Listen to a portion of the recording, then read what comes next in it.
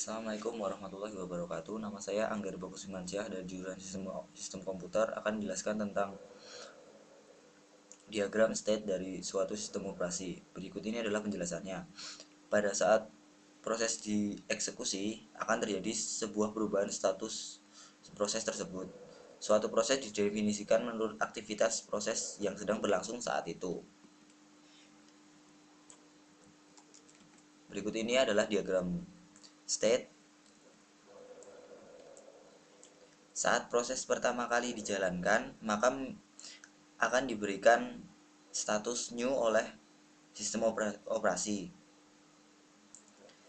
Sampai proses itu selesai atau siap untuk diproses lebih lanjut, maka proses itu akan dicap sebagai proses yang telah siap atau ready. Setelah proses tersebut dinyatakan ready, maka proses tersebut akan masuk ke tahap atau dicap sebagai proses yang sedang berlangsung atau proses running. Di saat proses running ini ada dua macam jenis proses akan yang lebih lanjut, yaitu saat running lalu ada gangguan, maka akan dicap sebagai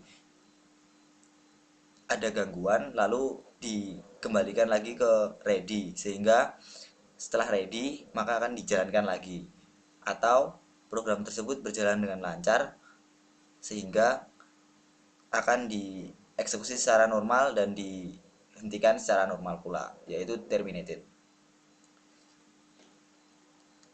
Namun itu hanya jika satu program.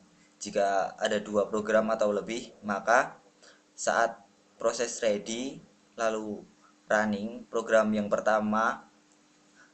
kedua akan menunggu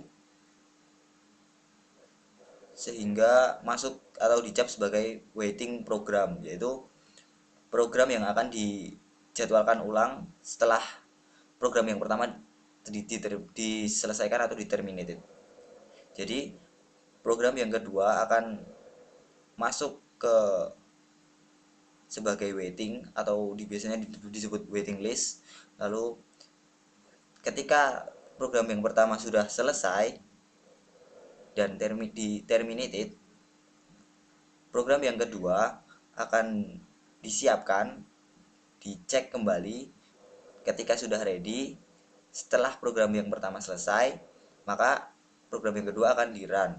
Lalu jika ada gangguan, maka akan dicap sebagai interrupt atau gangguan, lalu diredikan kembali, lalu di run.